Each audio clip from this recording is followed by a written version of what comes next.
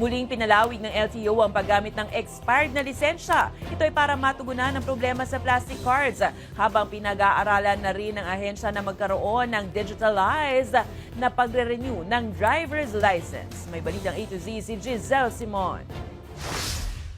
Pinalawig muli ng Land Transportation Office ang validity ng mga napasong driver's license hanggang April 2, 2024. Yung mga lisensya na mag-expire sa April 3, 2023 and onwards, automatic extension na po yan hanggang April 2, 2024. Ayon kay LTO Assistant Secretary Vigor Mendoza II, ito'y tugon sa problema sa kakulangan ng plastic card sa driver's license na nagsimula Abril nitong taon. Ngayon, pag meron na kami sapat na plastic cards para ma-address na namin yung backlog, we would inform the public through a separate memo na pwede na sila bumalik sa LTO para i-formally renew yung kanilang lisensya.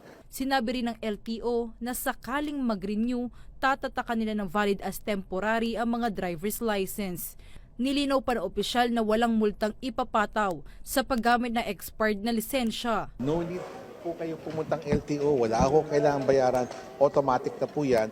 We will coordinate this with the MMDA and with the various local government units nationwide. Tiniyak naman ng ahensya sa publiko na oras na maareglo ang problema sa pag-iimprenta ng plastic na lisensya ay agad nilang i-schedule ang pagre-renew sa mga motorista. Matatanda ang pansamantalang ipinahinto ng korte ang pag-iimprenta nito dahil sa ilang isyong inirereklamo sa bidding process. Ang good news naman, tila napabilis ng problema sa plastic cards ang pagdidigitalize ng mga lisensya.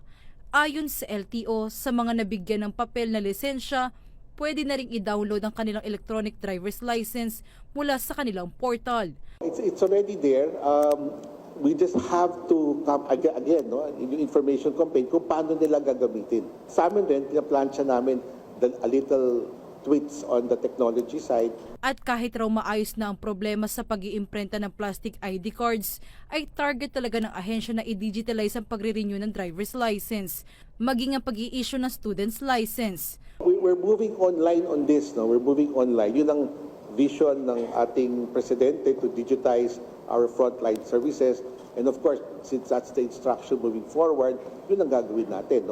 Para sa balitang A to Z, Giselle Simon,